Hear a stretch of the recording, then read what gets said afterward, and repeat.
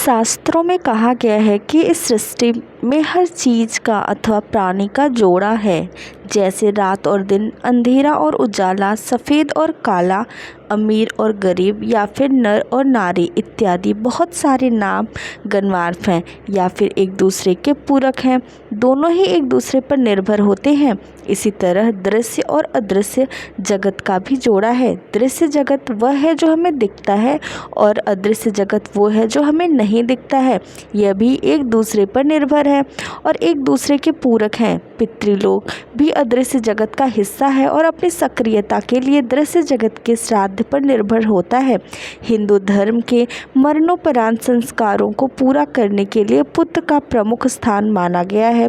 शास्त्रों में लिखा है कि नरक से मुक्ति पुत्र द्वारा ही मिलती है, इसलिए पुत्र को ही श्राद्ध पिंडदान का अधिकारी माना गया है और नरक से रक्षा करने वाले पुत्र की कामना हर मनुष्य करता है। हिंदू धार्मिक ग्रंथों के अनुसार भाद्रपद पूर्णिमा से लेकर अश्विन अमावस्या तिथि तक जो 16 तिथियां होती हैं, यह पितरों को समर्पित मानी जाती हैं।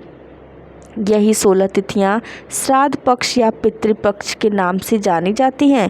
इन 16 दिनों में लोग अपने पितरों को जल देते हैं और उनकी मृत्यु तिथि पर श्राद्ध करते हैं। ऐसी मान्यता है कि पितरों का ऋण श्राद्ध द्वारा चुकाया जाता है। वह वर्ष के किसी भी मास या तिथि में स्वर्गवासी हुए पितरों के लिए पितृपक्ष की उसी तिथि को श्राद्ध किया जाता है। श्राद्ध के द्वारा व्यक्ति पितृ ऋण से मुक्त हो जाता है और पितरों को संतुष्ट करके स्वयं ही मुक्ति के मार्ग पर पड़ता है। ब्रह्म पुराण में उल्लेख है कि यदि श्राद्ध नहीं किया जाता है तो पितर श्राद्ध करने वाले व्यक्ति को श्राप देते हैं। श्राप के कारण वह वंशी हो जाता है अथवा वह पुत्र रहित हो जाता है और उसे जीवन भर कष्ट झेलना पड़ता है और घर में बीमारी बनी रहती है। पूरे वर्ष भर में श्राद्ध पक्ष केवल इन्हीं दिनों में क्यों पड़ते हैं, तो इसके लिए ज्योतिष शास्त्र के अनुसार जब सूर्य नारायण कन्या राशि में विचरण करते हैं तब पितरलोक पृथ्वी लोक के सबसे अधिक नज़दीक आ जाता है।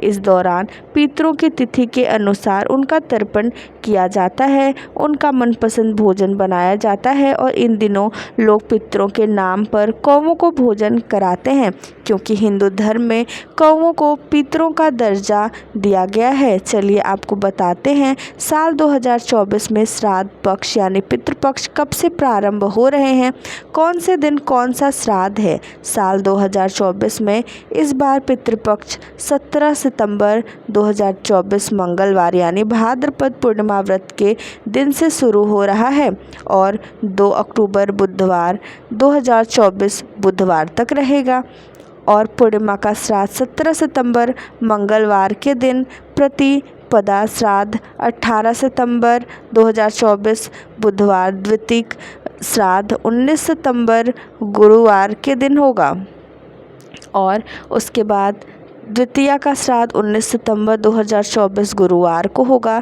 तृतीया का श्राद्ध 20 सितंबर 2024 शुक्रवार को होगा।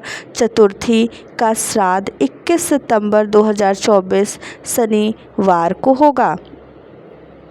उसके बाद महाभरणी 21 सितंबर 2024 शनिवार को होगा। पंचमी का श्राद्ध 22 सितंबर 2024 रविवार को होगा। षष्ठी का श्राद्ध 23 सितंबर 2024 सोमवार को होगा। सप्तमी का जो श्राद्ध है वो 23 सितंबर 2024 सोमवार को होगा। अष्टमी का श्राद्ध 24 सितंबर 2024 को होगा। नवमी का श्राद्ध 25 सितंबर बुधवार को होगा। दसवीं का श्राद्ध 26 सितंबर गुरुवार को होगा। एकादशी का श्राद्ध 27 सितंबर शुक्रवार को होगा। 28 सितंबर शनिवार को कोई श्राद्ध तिथि नहीं है। 29 सितंबर रविवार द्वादशी का श्राद्ध होगा। मध्या श्राद्ध 19 सितंबर रविवार को होगा। त्रयोदशी का श्राद्ध 30 सितंबर सोमवार को होगा। चतुर्दशी का श्राद्ध 1 अक्टूबर 2024 मंगलवार को होगा। सर्वप्रति अमावस्या 2 अक्टूबर 2024 बुधवार को रहेगी और ऐसे उसी दिन श्राद्ध पितृपक्ष भी समाप्त हो जाएगा। और इस साल का दूसरा चंद्र ग्रहण भाद्रपद पूर्णिमा के दिन यानी 18 सितंबर को लगने जा रहा है। ऐसे में क्योंकि यह ग्रहण हमारे देश में दिखाई नहीं देगा, इसलिए पितृ संबंधी कार्य तर्पण आदि जो भी समय निर्धारित किए गए हैं अपने समय पर होंगे। सूतक काल हमारे देश में मान्य नहीं होगा। ऐसे में यह चंद्र ग्रहण कब से कब तक रहेगा, इस बारे में जानने के लिए हमारे चैनल पर ग्रहण की वीडियो भी आप ज़रूर देखिएगा। अगर यह जानकारी अच्छी लगी हो तो वीडियो को लाइक, शेयर और चैनल को सब्सक्राइब करना मत भूलिएगा।